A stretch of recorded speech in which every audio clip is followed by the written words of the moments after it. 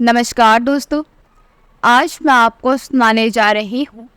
ननद ससुराल से लड़ झगड़ कर घर वापस लौटी तो भाभी ने सिखाया ऐसा सबक कि ननद के होश ठिकाने आ गए। टीना, ओ टीना, अरे कहाँ मर गई? नेहा ने गुस्से में चिल्लाते हुए अपनी ननद टीना को आवाज़ दी तो टीना जल्दी से अपने कमरे से बाहर निकलकर घर के आंगन में आई और बोली, क्या हुआ भाभी? भाभी की बच्ची एक भी काम ढंग से नहीं कर सकती क्या? चिल्लाते हुए नेहा बोली, लेकिन भाभी ऐसा मैंने क्या कर दिया? आपने तो मुझे कपड़े धोने को कहा था और मैंने कपड़े मशीन में धुलने डाल दिए। नेहा आंख बबूला होते हुए बोली, मेरी इतनी महंगी महंगी साड़ियाँ तूने मशीन में धुलने डाल दी? अगर हाथ से धो देती तो आप घिस जाते हैं क्या? लेकिन भाभी मुझे क्या पता था कि वह साड़ियाँ मशीन से नहीं हाथ से धोनी है। अगर ऐसा था तो आप मुझे पहले बता देती, टीना ने कहा। नेहा ने एक जोरदार तमाचा टीना के गाल पर जड़ दिया। बदतमीज, एक तो मेरी साड़ियाँ खराब कर दी और ऊपर से मुझे जवान लड़ाती है। लेकिन भाभी इसमें मेरी क्या गलती है? आगे से आप अपने कपड़े खुद ही धो लेना, मुझे मत कहना, टीना ने कहा।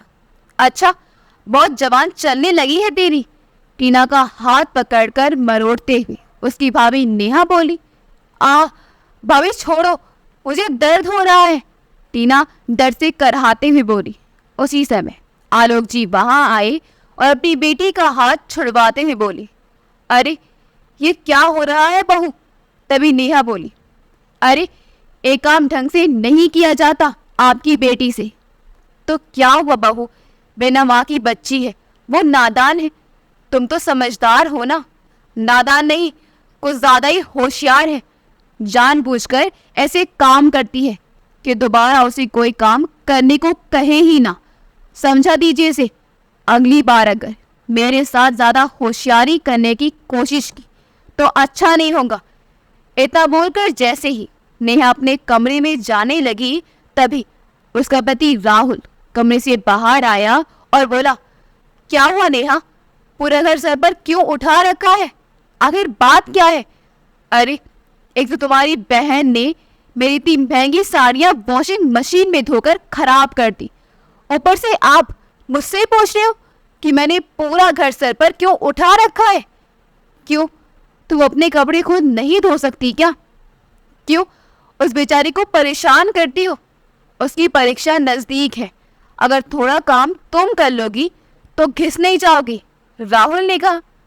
अच्छा, अब मैं काम करूंगी तो इन लोगों का क्या अचार डालूंगी?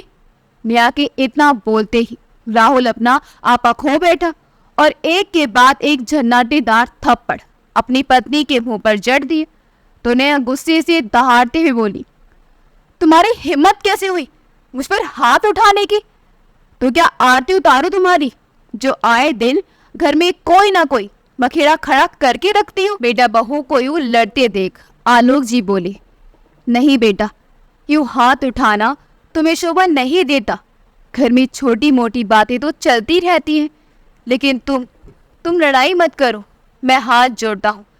तभी गुस्से से भड़कते हुए नेहा बोली, बस रहने दीजिए, आप तो कुछ बोलिए ही मत। खबरदार नेहा, जो मेरे पिताजी से इस तरह बदतमीजी से बात की तो क्या मैं डरती नहीं हूँ किसी से? अभी मैं अपनी माँ पापा को फोन करके बुलाती हूँ। ऐसा कहते हुए नेहा पैर पटकते हुए अपने कमरे में चली गई। देख बेटा, बहू को रोक ले, यूं बात बढ़ाकर कोई फायदा नहीं, आलोक जी बोले। पिताजी, आप हर बार मुझे समझा बुझाकर मामला शांत करने को कहते हैं और यही कारण है कि उसकी हिम्मत आज इतनी बढ़ गई है। इधर नेहा ने गुस्से में आकर अपनी माँ को फोन लगाया और रोते हुए बोली, माँ, ससुराल में सब मुझसे लड़ती झगड़ते हैं। आज तो आपके दामाद ने मुझ पर हाथ भी उठाया। मुझे यहाँ नहीं रहना, जल्दी से आकर मुझे ले जाओ माँ, कहते वह खुद फूट फूट कर रोने लगी। इतना सुनते ही उसकी माँ कमला जी गुस्से में आ गई और बोली, अच्छा उसकी इतनी हिम्मत? तू चिंता मत कर बेटी, अब तो तू एक पल भी उस घर में नहीं रहेगी। तो अपना बैग तैयार रख, मैं भी तुझे लेने के लिए तेरे पापा को भेजती हूँ। अरे क्या हुआ भाग्यवान, किससे बात कर रही थी? नेहा के पिता मोहन जी ने पूछा। तो कमला जी बोली, आप ही बेटी का फोन था। आज तो उसके ससुराल वालों ने सारी हदें पार कर दी। उसके घर इतना लड़ाई झगड़ा हुआ कि उसके पति राहुल ने बिना मतलब मेरी बच्ची पर हाथ उठा दिया। क्या? मेरी बेटी पर हाथ उठाया उसने? इतना कहते हुए मोहन जी गुस्से में उठ खड़े हुए और तुरंत गाड़ी लेकर अपनी बेटी को लेने निकल गए। थोड़ी देर में मैं अपनी बेटी के ससुराल पहुंच गई। नेहा, ओ बेटी नेहा, मोहन जी ने पुकारा। तभी नेहा बाहर आई और अपने पिता के गले लगकर रोने लगी। रो मत बेटी, अब तुझे चिंता करने की कोई जरूरत नहीं है। उसी समय उसके ससुर आलोक जी भी बाहर आ गए। नमस्ते भाई साहब, आइए बैठकर बात करते हैं, आलोक जी ने कहा। तो नेहा के पिता मोहन जी बोले, अरे मैंने अपनी बेटी की इस घर में शादी की थी, बेचा नहीं था जो आप लोग उस पर जुल्म ढा रहे हैं। और कहाँ है आपका बेटा? बुलाइए उसे जरा। आवाज सुनकर राहुल बाहर आए तो मोहन जी बोले, बहुत हाथ पैर चल रहे हैं तुम्हारे। तुम्हें क्या लगता है नेहा के आगे पीछे कोई नहीं है? अभी इसके माँ बाप जिंदा हैं। नहीं पिताजी, आपने केवल एक तरफा बात सुनी है। पूरी बात सुनेंगे तो आपको भी लगेगा कि कसूर आपकी बेटी का है। मुझे तुम लोगों की कोई बात नहीं सुननी। चल बेटी, अपना सामान उठा और चल मेरे साथ।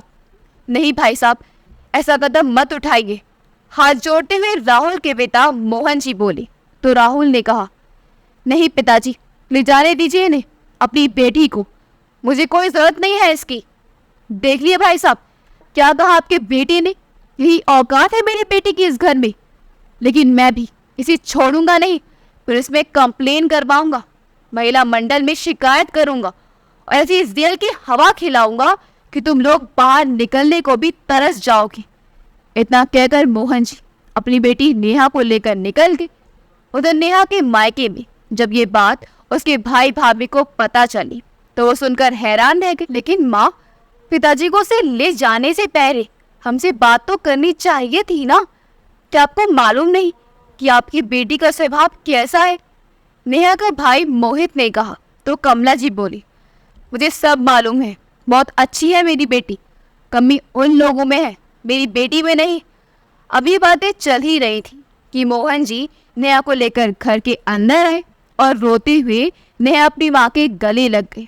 तो मोहन जी बोले, नहीं बेटी, अब तो नहीं रोएगी। रोएंगे तो वो लोग जिन्होंने मेरी बेटी को खून के आंसू रुलाए हैं। फिर कमला जी बोली, हे भगवान, मार मार कर मेरी फूल सी बच्ची का क्या हाल कर दिया है उन लोगों ने। तभी उसकी भाभी मीरा बोली, लेकिन पिताजी, मुझे ये तो बताइए कि नेहा को यहाँ लेकर आने से क्या समस्या का हल निकल जाएगा? अपनी बहू की बात सुनते ही कमला जी गुस्से से भरी आवाज से बोली, समस्या का हल कैसे निकालना है वो हम जानते हैं, तुम ज़्यादा दिमाग मत चलाया करो। मेरी बेटी बेचारी भूखी प्यासी आई है, उसके लिए खाने का इंतज़ाम करो। उनकी बात सुनकर मीरा चुप करके वहाँ से चली गई।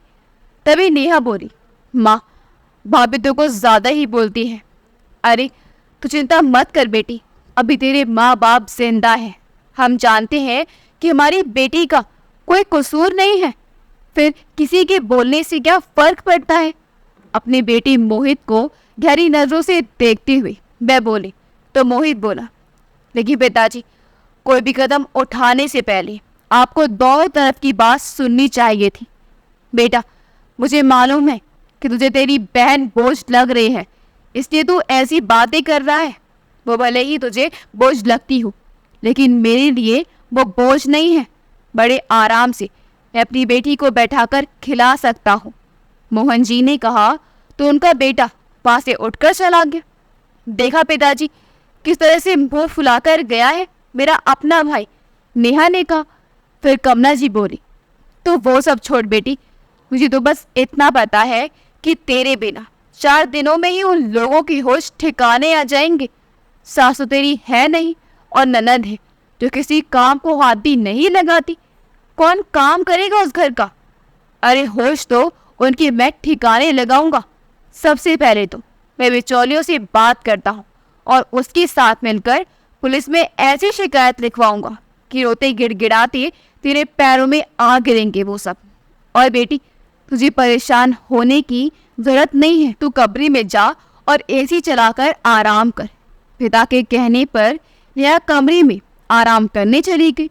शाम के समय जब नेहा अकेली बैठी थी तो उसकी भाभी मीरा उसके पास आकर बैठ गई और समझाने लगी, नेहा, तुम्हें क्या लगता है इस तरह पापा के साथ यहाँ आकर?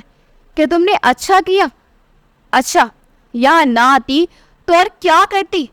वह बैठी मार खाती रहती और नौकरानियों की तरह घर के काम करती रहती। अरे छोटी छोटी बातों पर अपना घर छोड़कर मायके नहीं आना चाहिए नेहा। अरे भाभी, भैया तो आपके साथ बहुत अच्छा व्यवहार करते हैं, तभी आज आप ये बात कह रही हैं। जिस दिन उन्होंने आपको एक थप्पड़ भी लगा दिया ना, उस दिन आप भी यही कदम उठाने पर मजबूर हो जाएंगे। मैंने तो अब तक बहुत कुछ सहन किया है और जब पानी सर से ऊपर चला गया तब ये कदम उठाया है। लेकिन नेहा, यूं घर बैठकर कब तक काम चलेगा? अपने ससुराल तो वापस जाना ही पड़ेगा। क्यों?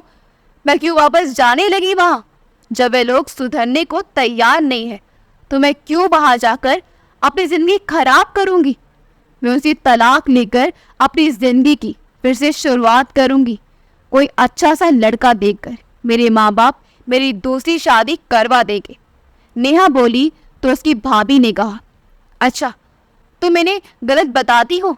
और अगर कल को दूसरी शादी करके वे लोग भी ऐसे ही निकले तो क्या तीसरी जगह शादी करोगी? तो नेहा बोली, सब लोग एक जैसे नहीं होते भाभी, और वैसे भी कहीं और मेरी दोबारा शादी हो या ना हो, लेकिन मुझे उस घर में वापस जाना मंजूर नहीं, भले ही मैं सारी उम्र यही बैठी रहूं। फिर मीरा बोली, लेकिन नेहा, तलाकशुदा जिंदगी जीना आसान नहीं होता। तुम क्या जानो समाज के लोग कैसी कैसी बातें बनाते हैं, और बेटी को ऐसी हालत में देखकर तो माँ बाप को भी चैन नहीं आता। अपनी भाभी की ये बात सुनकर नेहा गुस्से से बोली, तो तुम क्या चाहती हो, मैं इस घर से चली जाऊं? अपने पापा की बात मानकर मैं वो घर छोड़कर उनके साथ उनके घर में आई हूँ, और ये फैसला उन्होंने मेरे लिए सोच समझकर ही लिया है। अभी मीरा कुछ कहने ही लगी थी कि नेहा बोली, बस भाभी, मुझे सब मालूम है, तुम तो चाहती ही नहीं हो कि मैं इस घर में रहूं। इतना कहकर वह वहां से उठकर चली गई। उधर मोहन जी ने फोन किया तो थोड़ी देर में उनका चचेरा भाई जो बिचौलिया था वो भी उनके घर पहुंच गया। अरे राम सिंह जी, कि जन्म का बदला लिया है तुमने हमसे?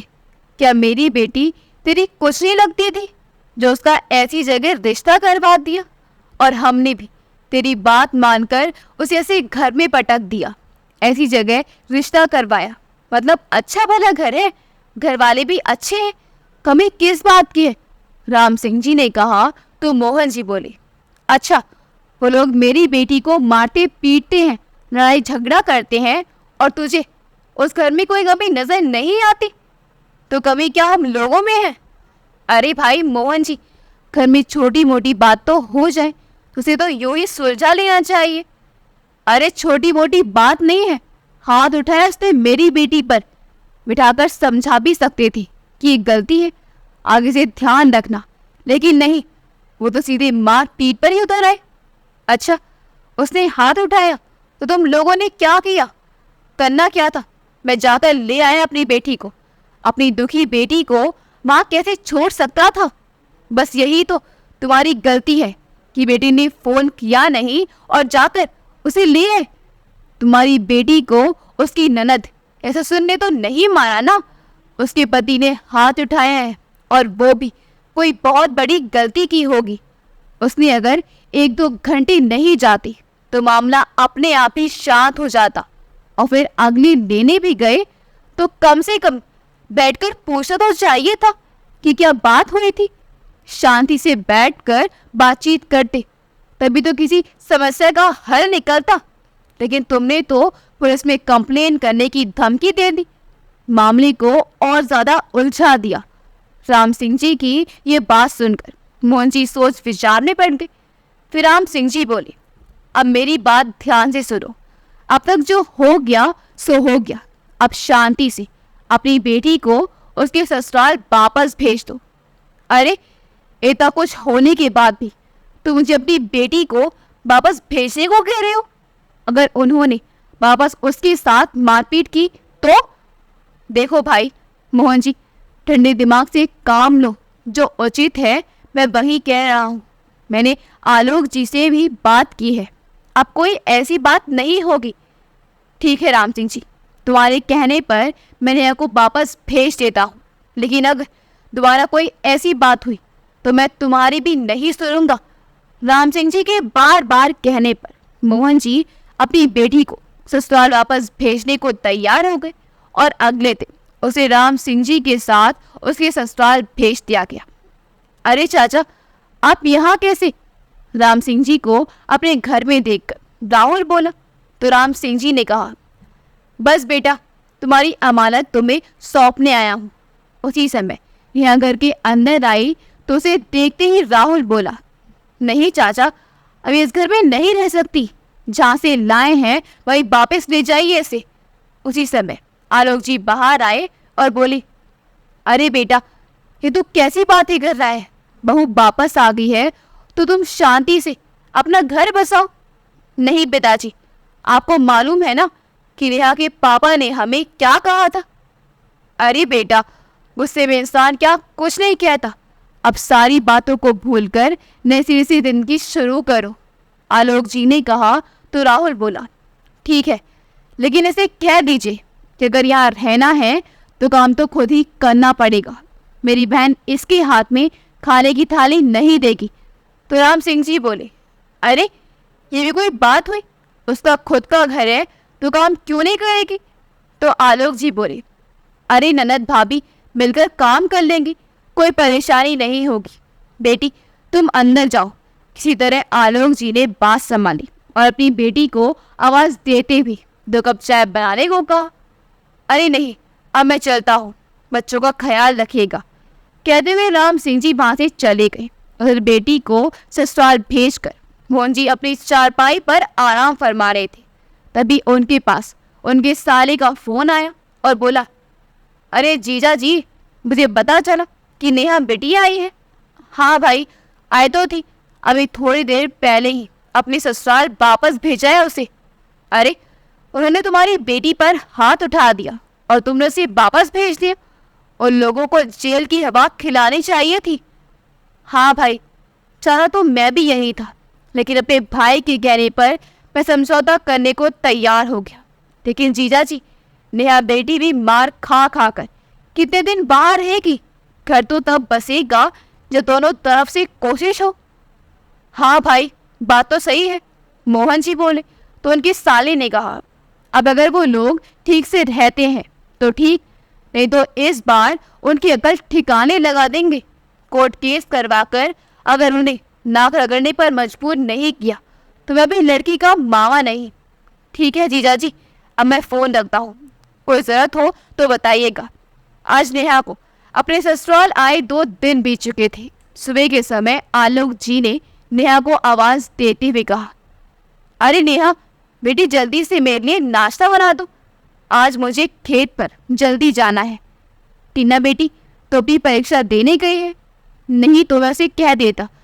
अपने ससुराल की इतनी बात सुनते ही नेहा नींद से जागी और गुस्से से पैर पटकते हुए बाहर आई। हाँ तो क्या हुआ? उसे घर को ताला तो नहीं लगा है, खुद जाकर 2 रोटी बनाकर खा लो। मैं यहाँ किसी की नौकरानी नहीं हूँ कि जिसे जब ऑर्डर दिया और काम करवा लिया। अरे बेटी, इसमें नौकरानी वाली कौन सी बात हो गई? 2 रोटियां ही तो बनानी है, 2 रोटियां हो या 4, मुझसे नहीं पकाई जाती।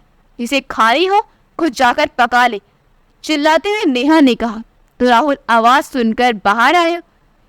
क्या हुआ पिताजी, आज फिर कोई बात हो गई क्या? अरे बेटा, मैंने तो सिर्फ 2 रोटी पकाने को कहा था।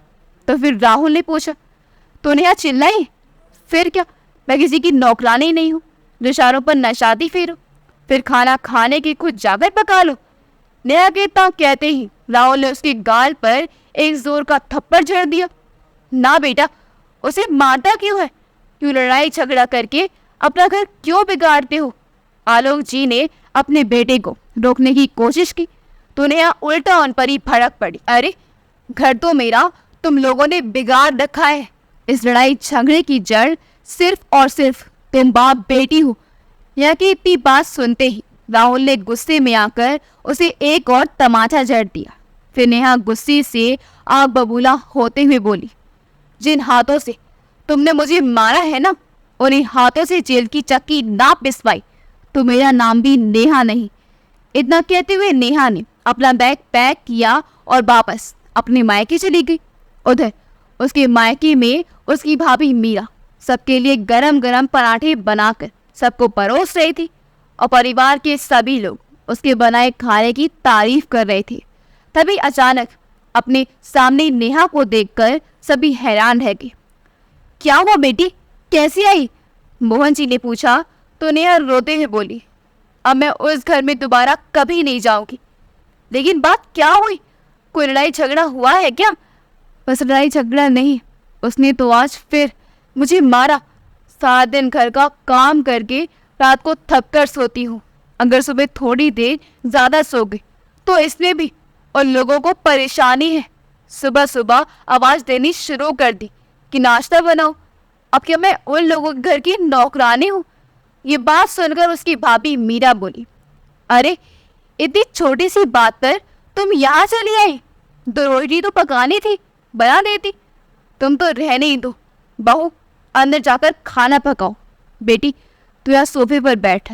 तेरे पापा ने बहुत बड़ी गलती कर दी जो राम सिंह जी के कहने पर तुझे वापस भेज दिया। कमला जी ने कहा तो नेहा रोते हुए बोली, माँ, मुझे तो लगता है कि मैं ही पागल हूँ जो बार बार मुंह उठाकर यहाँ चली आती हूँ। या किसी को मेरी कोई फिक्र है ही नहीं। नहीं बेटी, ये तो कैसी बातें कर रही है? मोहन जी उसके आंसू पोंछते हुए बोले तो नेहा बोली, आपको क्या पता सारा दिन मैं घर का कितना काम करती हूँ ये सोचकर कि किसी तरह मेरा घर बच जाए, लेकिन वो लोग तो घर बसाना ही नहीं चाहते। नहीं बेटी, कोई ज़रूरत नहीं है किसी काम को हाथ लगाने की। बेटी है तू मेरी, किसी के घर की नौकरानी नहीं जो सारी उम्र उनकी गुलामी करती रहेगी। कमला जी ने कहा तो नेहा बोली, बस अब मैं कुछ नहीं जानती। मैं तो उन पर केस करके ही दब लूँगी। अब मैं किसी के कहने पर बाहर नहीं जाने वाली। पर लोग तो हर बार यही सोचेंगे ना कि पहले तो आकर सीना चौड़ा करके अपनी बेटी को ले जाते हैं और उसके बाद खुद ही उसे वापस छोड़ने आ जाते हैं। इस तरह तो सारी उम्र वह मुझ पर अपना हुक्म ही चलाते रहेंगे। ना बेटी, तू चिंता मत कर, अब वही होगा जो तू चाहेगी।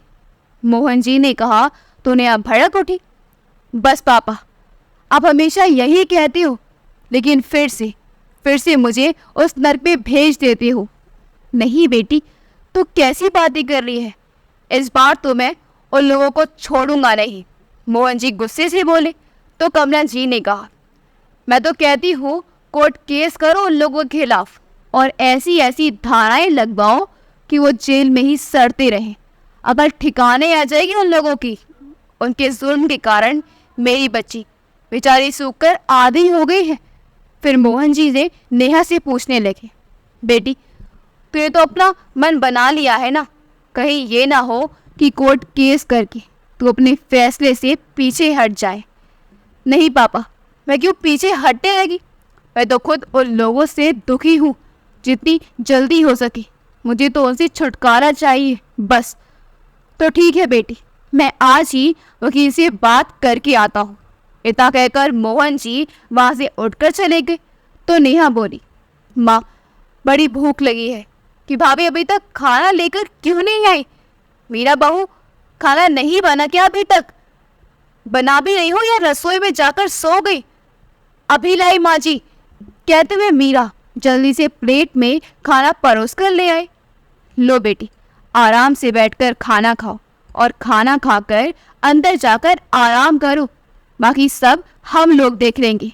रात को सारा काम निपटाकर थकी हारी मीरा अपने कमरे में आकर बैठी तो देखा उसका पति मोहित अब तक लैपटॉप पर अपने ऑफिस का कुछ काम कर रहा था। तो मीरा बोली, अरे थोड़ा बहुत घर पर भी ध्यान दिया करो। क्यों, क्या हो गया? मोहित बोला, क्या हो गया? अरे आपकी बहन घर पर आकर बैठी है और आप उसे कुछ समझाते ही नहीं है। तो मोहित बोला, तुम कहना क्या चाहती हो? क्या मैं उसे घर से बाहर निकाल दूं? नहीं जी, मेरा ये मतलब नहीं है। मैं तो बस इतना कहना चाहती हूँ कि आप लोग सिर्फ एक तरफा बात सुन रहे हैं। कम से कम उन लोगों की बात भी तो सुनो। ताली कभी एक हाथ से नहीं बजती मोहित। देखो, मेरा पिछली बार नेहा घर आई थी, तुमने उसे समझा बुझाकर वापस भेजा था ना। अब वो लोग अगर बार बार उसे मारते ही रहेंगे तो हम कब तक बर्दाश्त करेंगे? मोहित ने कहा। तो मीरा उसे समझाते हुए बोली, मैं तो केवल इतना ही कहना चाहती हूँ कि उसके पति राहुल को हम सभी अच्छी तरह से जानते हैं।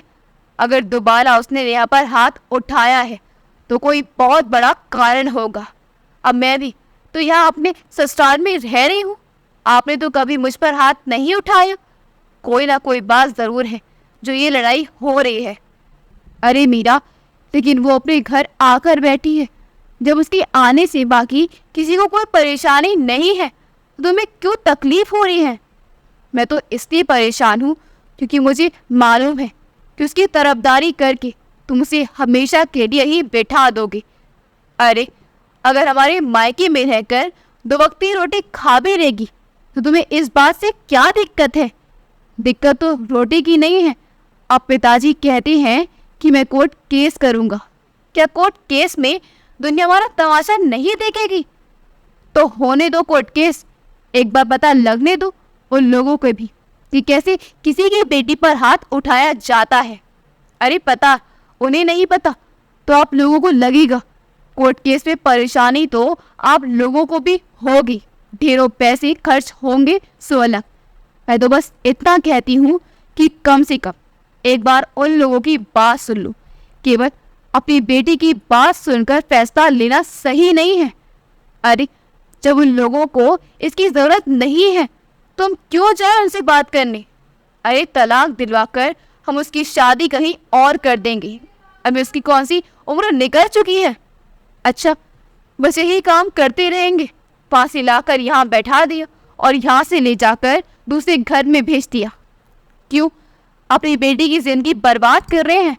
अभी कुछ नहीं बिगड़ा, सोच समझकर फैसला लो मोहित। अरे मुझे सब पता है उसके यहाँ रहने से तुम्हें तकलीफ हो रही है। तुम्हारा काम बढ़ गया है इसलिए तुम ये सब बोल रही हो। और वैसे भी सही गलत देखने के लिए हम लोग यहाँ बैठे हैं। तुम अपने काम से मतलब रखो, समझी? कहकर मोहित करवट बदल कर सो गया। अगले दिन सुबह सुबह मीरा ने कपड़े धोने की मशीन लगा दी और सबके लिए नाश्ता बनाने की तैयारी करने लगी। सब्जी बनाकर जैसे ही घर के पीछे के आंगन में कपड़े सुखाने के लिए गई तो वही नेहा अपनी किसी सहेली से फोन पर बात कर रही थी। उसे मालूम नहीं था कि उसकी भाभी उसके पीछे ही खड़ी है। बात करते हुए नेहा बोली, नहीं यार, अब तो मैं उस घर में बिल्कुल वापस नहीं जाऊंगी। सारी उम्र क्या उस घर के काम ही करती रहूं या आराम से अपनी मर्जी से सुबह उठती हूँ, हाथ में खाना मिलता है, जब जिस चीज़ की फरमाइश वो चीज़ हाजिर हो जाती है, फिर मैं उस घर में क्यों जाऊंगी? ऐसा कहते हुए नेहा हंसने लगी। उसकी कुटिल हंसी मीरा के कानों में तीर की तरह चुभ रही थी। फिर नेहा बोली, अरे भाभी का क्या है, उसे तो आदत है दिन भर घर का काम करने की। उसकी क्या मजाल है जो मेरे माँ पापा के आगे जबान भी खोल सके। इतनी बात सुनकर मीरा का चेहरा गुस्से से लाल हो गया और बोली, अच्छा तो ये बात है, तुम वहां से सिर्फ इसलिए आई हो कि वहां काम करना पड़ता है और यहाँ रहते हुए तुम्हारी ऐसी ऐश है? तो नेहा बोली, देखो भाभी, ये घर मेरे माँ बाप का है और मैं पूरे हक से इस घर में रह सकती हूँ। आप कौन होते हैं मुझे कुछ कहने वाली? अच्छा, अब मुझे समझ में आया कि आपको इतनी जलन क्यों हो रही है।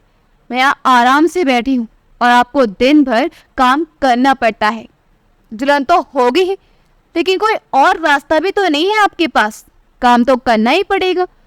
नेहा की इतनी बात सुनते ही मीरा बोली, अच्छा हुआ तो तुम्हारी असलियत मेरे सामने आ गई। बहुत सेवा कर ली तुम्हारी, बहुत खिला दिया तुम्हें बिठाकर। अब तुम्हें खुद ही अपनी रोटी पकानी पड़ेगी और फिर खानी पड़ेगी। मैं तुम्हारी नौकरानी नहीं हूँ जो दिन भर तुम्हारी सेवा में लगी रहूं। नेहा बेशर्मी से बोल, अच्छा भाभी ठीक है, अगर आप नहीं बनाओगी तो माँ बना देंगी।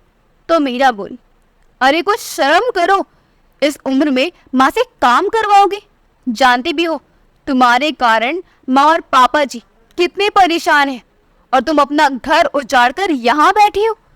फिर नेहा ने कहा, अच्छा भाभी, मैं अपना घर उजाड़ कर बैठी हूँ तो कम से कम आप अपना तो घर संभालो, जाओ काम करो अपना। मैं तो अपना घर संभाल ही रही हूँ, तुम्हारी तरह हर 2 दिन बाद अपना बैग उठाकर अपने मायके नहीं चली जाती। अभी बात हो ही रही थी कि मोहित वहां आया और बोला, अरे क्या हुआ मीरा, क्यों इतने जोर जोर से चिल्ला रही हो? क्यों मेरी बहन को दुखी कर रही हो? अच्छा, मैं आपकी बहन को दुखी कर रही हूँ या इसने हम सबको परेशान कर रखा है? मीरा चिल्लाई।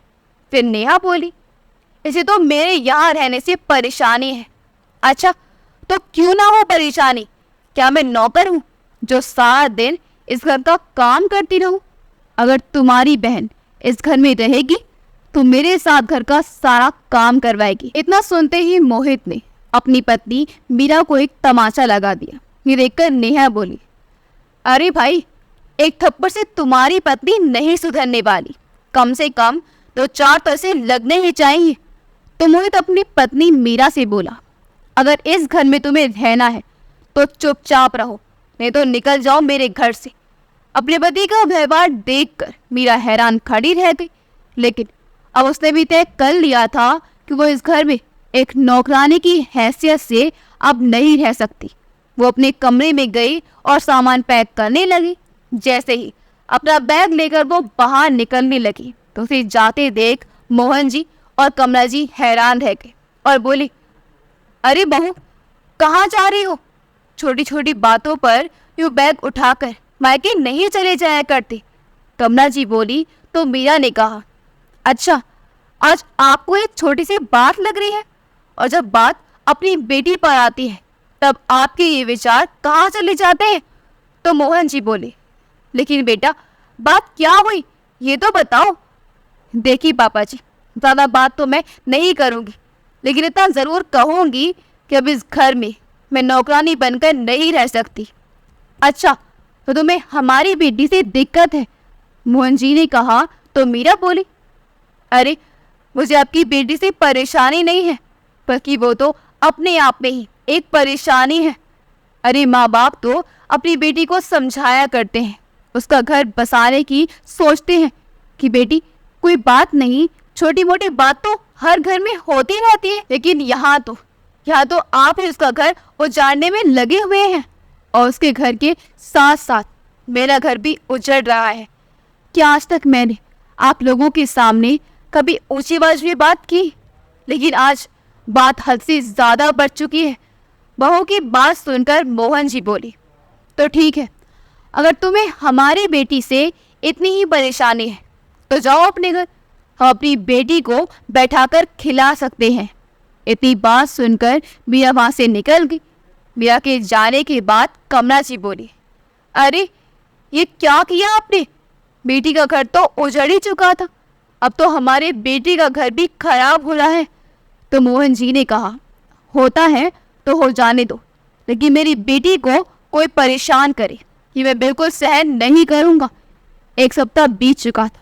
कमला जी, जिन्हें पहले से ही अस्थमा की शिकायत थी, सारा दिन घर का काम करते करते उनकी तबीयत और भी बिगड़ने लगी, जिसके कारण उन्होंने अपनी बेटी नेहा को खाना बनाने और कपड़े धोने को कह दिया।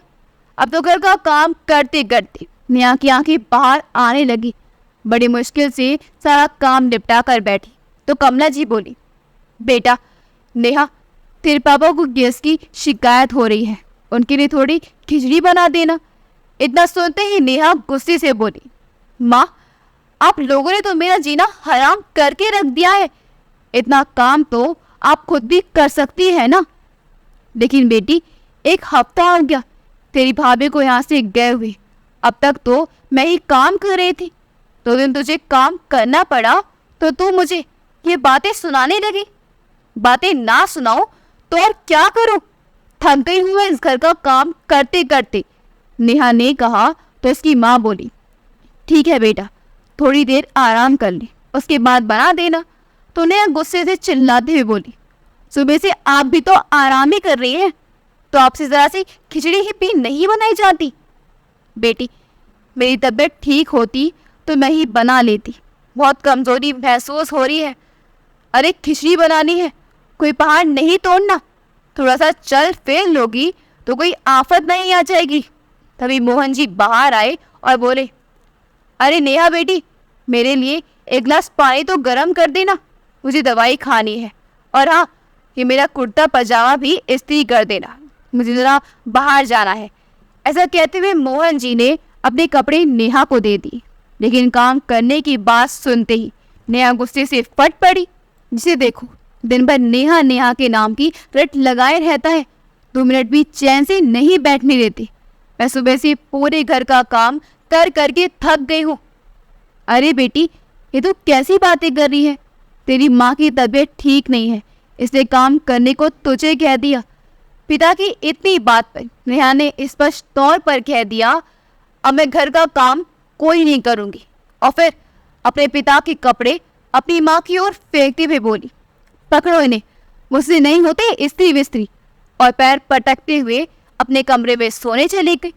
अपनी बेटी का ये व्यवहार देखकर मोहन जी और कमला जी हक्के बक्के खड़े रह गए। तुम्हारी बेटी का दिमाग खराब हो गया है क्या, जो इस तरह की बातें कर रही है? हमने तो आज तक कि मुझसे ऊंची आवाज में बात तक नहीं की थी। इतना प्यार दिया था हमने अपनी बेटी को, और अब बहू के जाने के बाद ये हमारे साथ इतना बुरा बर्ताव कर रही है। तो कमला जी ने कहा, इसके कारण हमारी बहू भी नाराज होकर अपने मायके चली गई है।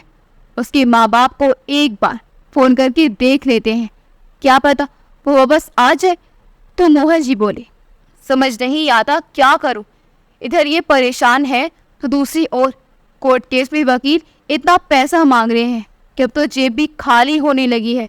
कितने ही लोगों से सलाह ले चुका हूँ, सबने सही कहा है कि अपनी बेटी को समझा बुझा कर उसके ससुराल वापस भेज दो। न जाने किसकी नज़र लग गई है हमारे घर को। अच्छे भले हंसी खुशी से हम लोग रह रहे थे, जब से नेहा लड़ झगड़ कर यहाँ आई है तब से हमारे घर की शांति खत्म हो गई है। अब तो मुझे लगता है कि मैं अपनी बेटी को यहाँ लाकर कोई गलती कर दी। जिस तरह से ये कैंची की तरह जुबान चलती है, मुझे तो यही लग रहा है कि सारा कसूर इसका ही निकल कर आएगा। मैं जाकर गांव के सरपंच से बात करता हूँ। इतना कहकर मोहन जी अपनी बेटी मोहित को साथ लेकर सरपंच के पास गए और सारी बात बताते हुए बोले, मैं कोर्ट केस में हाथ तो फंसा बैठा, लेकिन अब वकील मुंह खोलकर पैसे मांग रहे हैं। इतना पैसा मैं कहाँ से लेकर आऊँ? तो सरपंच जी बोले, अरे भाई, ये केस वेस आप छोड़ो और अपनी बेटी को उसके ससुराल भेज दो। अरे सरपंच जी, ये कैसी बातें कर रहे हैं? वो लोग फिर से उसे मारना शुरू कर देंगे। तो सरपंच जी बोले, ऐसी बात नहीं है, मुझे तो स्पष्ट तौर पर तुम्हारी गलती नजर आ रही है। अरे हमारी गलती कैसे हो गई? अपनी बेटी को मार खाते देख कोई माँ बाप कैसे सहन कर सकते हैं? तो मोहित बोला, जरा सी लड़ाई हुई नहीं थी कि पिताजी ने नेहा को लाकर घर बैठा दिया। किसी की सुनते ही कहाँ है पिताजी? तो सरपंच जी बोले, अच्छा बेटा मोहित, अगर तेरे पिता किसी की नहीं सुनती तो तूने क्या किया? तूने भी तो अपनी बच्ची को मार पीट कर भगा दिया। ये बात सुनकर मोहित की नजरें नीचे झुक गई। तो सरपंच जी बोले, और भाई मोहन जी, अब तुम ही देख लो, साक्षात अन्नपूर्णा जैसी तुम्हारी बहू जो दिन रात तुम्हारी सेवा करती थी, उसे भी नहीं छोड़ा तुम्हारी बेटी ने। 4 दिन में ही अपने भाई भाभी में फूट पड़वा दी उसने। तो अपने ससुराल वालों का वो क्या हाल करती होगी? और वैसे भी मैं आलोक और उसकी बेटी को अच्छी तरह जानता हूँ, बहुत अच्छे लोग हैं वो। लेकिन सरपंच जी, अब आप हमें सही सलाह दीजिए कि मैं आगे क्या करना चाहिए। तो सरपंच जी बोले, मेरी तो यही सलाह है कि सबसे पहले अपनी बेटी को समझाओ कि उसे ससुराल में कैसे रहना चाहिए, क्योंकि सारी गलती उसकी है, और उसे अच्छी सीख देकर उसके ससुराल लेकर जाओ। कि सुनकर मोहन जी बोले, अरे लेकिन मैं उन लोगों से कैसे नजरें मिलाऊंगा। अरे भाई मोहन जी, नजरें तो मिलानी ही पड़ेगी और उनसे माफ़ी भी मांगनी पड़ेगी। आखिरकार बेटी तुम्हारी है और बेटी का घर बसाने और उजाड़ने में माँ बाप का सबसे बड़ा हाथ होता है। और हाँ, एक बात और, जाकर अपनी बहू से भी माफ़ी मांगो और उसे सम्मान के साथ अपने घर वापस लेकर आओ। सरपंच से बात करके मोहन जी जैसे ही अपने घर में वापस आए तो कमला जी पूछने लगी, क्या हुआ, क्या कहा सरपंच जी ने? वो सब में बाद में बताता हूँ, सबसे पहले मुझे एक ज़रूरी काम करना है। ऐसा कहते हुए मोहन जी नेहा के कमरे में गए और उसे खींच कर तो तमाची जड़ दिए। तभी कमला जी कमरे में आई और बोली, ये क्या किया आपने? अपनी बेटी पर ही हाथ उठा दिया। तो मोहन जी बोले, तुम पूछ रही थी ना सरपंच ने क्या कहा। सरपंच ने भी यही कहा है कि गलती तुम्हारी बेटी की है, जिसकी वजह से दो घर उजड़ रहे हैं। और नेहा, मेरी एक बात कान खोल कर सुन लो, कल मैं तुझे तेरे ससुराल छोड़ कर आऊँगा, और उसके बाद अगर तुमने वहाँ ज़्यादा चूत चपड़ की या किसी से बदतमीज से बात की तो अपनी हालत की जिम्मेदार तुम खुद होगी। और हाँ, घर का एक एक काम तुम खुद करोगे। अगर मुझे वहाँ से कोई शिकायत मिली तो अच्छा नहीं होगा। कल तेरे जाने के बाद मैं अपने घर की लक्ष्मी को इस घर में वापस लेकर आऊँगा, जिसे तेरे कारण इतने दुख सहन करने पड़े। और हाँ, लड़ झगड़ कर यहाँ वापस आने के बारे में तो सोचता भी मत, नहीं तो मुझसे बुरा कोई नहीं होगा। मैं अपने पिता की बात सुनकर एकदम सन्न रह गई और सोचने लगी, मेरे कारण ही मेरा घर उजड़ गया, शायद अब मेरे ससुराल वाले मुझे अपनाएंगे ही नहीं। नेहा ने अपने पति को डरते डरते फोन लगाया और रो रो कर उसे अपनी करने की माफ़ी मांगने लगे। तो राहुल ने उसे माफ़ कर दिया और अपने घर आने को कहकर फ़ोन रख दिया। अगले दिन नेहा अपनी ससुराल पहुंच गई और अपने ससुर और ननद से माफ़ी मांगी, तो उन दोनों ने नेहा को माफ़ कर दिया। अगले दिन मोहित और उसके पिता मीरा को अपने घर लेने पहुंच गए और मीरा से अपने किए की माफ़ी मांगने लगी। तो मीरा ने उनको माफ़ करते हुए कहा, नेहा दीदी घर गई कि नहीं, ये सब मेरी ही सोची समझी चाल थी पापा जी, वरना आप अपनी बेटी के प्यार में सब सही गलत भूल चुके थे। अपनी बेटी को हर पिता प्यार करता है, लेकिन उसकी कमियों पर पर्दा डालकर कभी उसका घर बर्बाद नहीं करना चाहिए। अगर आपको हमारी कहानी अच्छी लगी हो तो वीडियो को लाइक करें, शेयर करें और हमारे चैनल यूनिवर्स को सब्सक्राइब कर दें। मिलते अगली वीडियो में। आपका बहुत बहुत धन्यवाद।